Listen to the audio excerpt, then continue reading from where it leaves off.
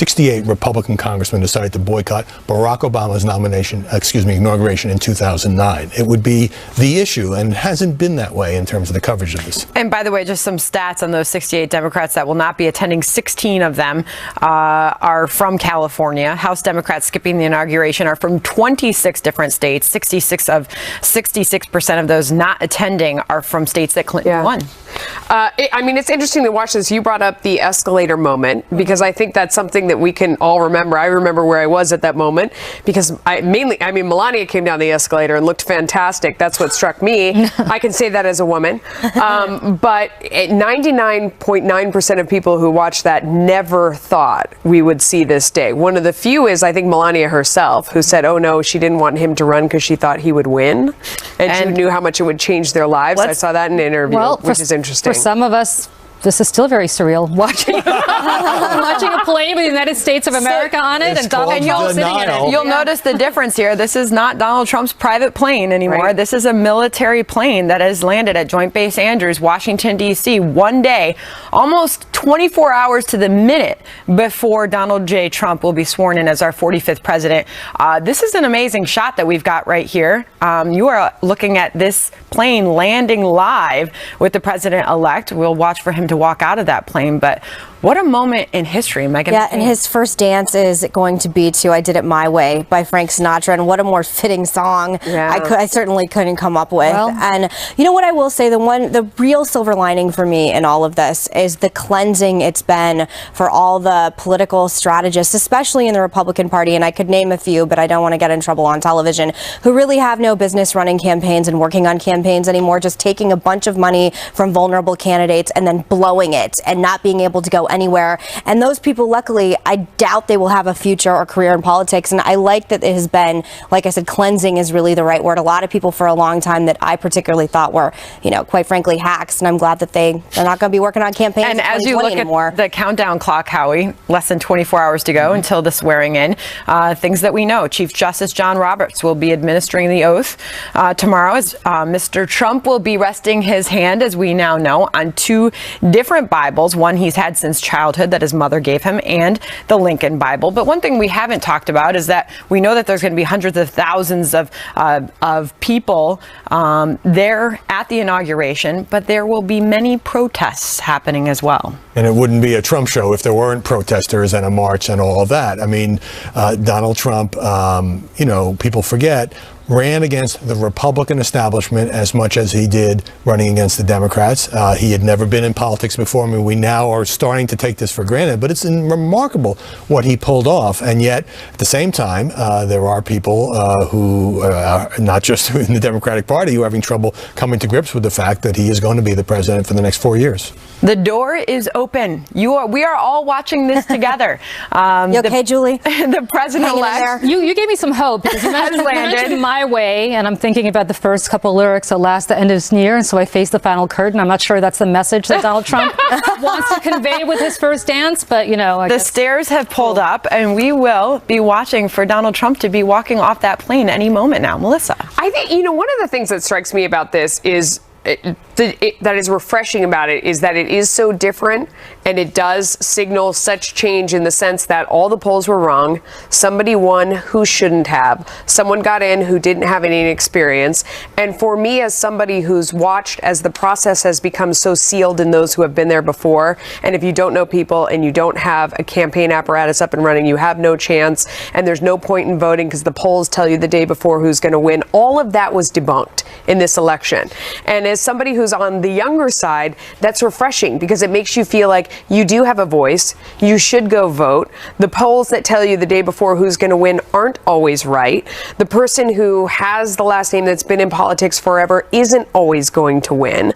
That there's a chance for change. You may not like how this turned out, but it was unpredictable. And that unpredictability is really refreshing for people who've watched politics for a long time and don't like knowing the ending before it even starts. Speaking of those polls, President-elect Trump now attacking again rigged polls. Let's keep our eye on here because the door's just open. I'll A very exciting moment indeed. A busy schedule for the president-elect will begin tomorrow morning, 8:30 a.m. There will be a private prayer service held at St. John's Episcopal Church.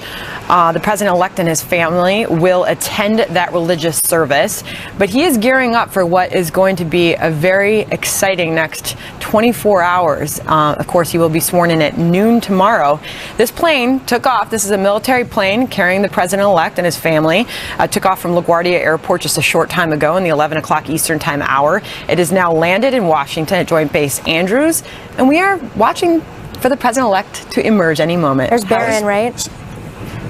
Spokesman Sean Spicer indicating this morning that the president will give a philosophical speech. So right away you saw Barron exit the plane. Donald Trump Jr. has exited the plane with some of his children. Of course, he's got 5 children. There's his wife as well. Eric Trump seems to be following directly behind with his wife Laura. And there appears to be Ivanka Trump with her youngest baby that she had just last year in 2016. Of course, Jared Kushner, her husband, following directly behind. There is Tiffany, Donald Trump's youngest of his 4 children. And more continue to emerge. Is that Marion Barry Trump, his sister, who sits on, I believe, the 3rd Circuit Court of Appeals and is a federal judge and very well respected? I think that's who that is. And of course, we are waiting for the president-elect, Donald J. Trump, to emerge himself. But what a moment, 12:16 p.m. Eastern Time, and he has arrived just ahead of the big day, Inauguration Day, taking place tomorrow. You know, for all the buildup, as I watch the plane, United States of America, and he's about to come out, it really does sink in a way that it hasn't so far, that we're about to have a new president, unlike any president. As I sit next to Julie Roginski, a staunch Democrat, did you ever see the day? You know, it's not, well, for me, I did not have this reaction, I must admit, when George Bush became president. I certainly would not have had it, I believe, if John McCain had become president or Mitt Romney. This is something very different for me, not just because of my political affiliation, but I think because of the individual who's about to take office. If you're just tuning in, we are waiting for the president-elect to emerge from that military plane. It has just landed in Washington ahead of tomorrow's inauguration. His family has already exited the plane. We have not yet seen the president-elect. This is a pause for dramatic effect. Every showman knows how to do. Is this Melania? Ooh, this is Melania. New First Lady. The soon-to-be First Lady, and there he is. President-elect Donald J. Trump has arrived in Washington. Just one day ahead of its inauguration, you are looking at the soon-to-be 45th president of the United States. I mean, who just said it? I was 22 or 23 when Obama was elected, and it sounds naive, but I never thought it would end. I thought I would have to deal with Obama forever. And anyone other than Obama exiting that plane is a great morning for me right now. And he is receiving the formal military salute as he lands and walks down the stairs and arrives in Washington alongside his wife, Melania. And such a busy schedule will get underway. The first festivities begin tomorrow morning at 8:30 a.m. Eastern Time. A lot of people will be watching the tone of the inaugural speech. Sean Spicer saying it'll be a more philosophical speech rather than an agenda-driven speech, because Donald Trump has had such a contentious transition, and that's by design. He is somebody who won the nomination, won the election by fighting and by fighting back. And so a lot of Americans will be tuning in, of course, to see what he has to say to the nation at noon tomorrow. Well, you know, and it was an amazing sight just over an hour ago when he left New York City. People were lining the streets in Midtown Manhattan just to see him drive off to LaGuardia Airport. And New Yorkers don't usually do that for anybody. No, it's true. Some of us are happy to just have 57th Street back, you know. It's true. Yeah. And he is now in the vehicle. And it begins. We've got the countdown clock, as you can see, and that is a countdown clock to his swearing in. That will take place at noon Eastern Time tomorrow. Donald J. Trump has arrived in Washington ahead of the inauguration tomorrow. Yeah. Julie, you're oddly silent. I'm not silent. You know, I'm taking it in. I have to say, this is actually, it's not a joke or said for effect. This is, in some ways, this has made it much more real for me.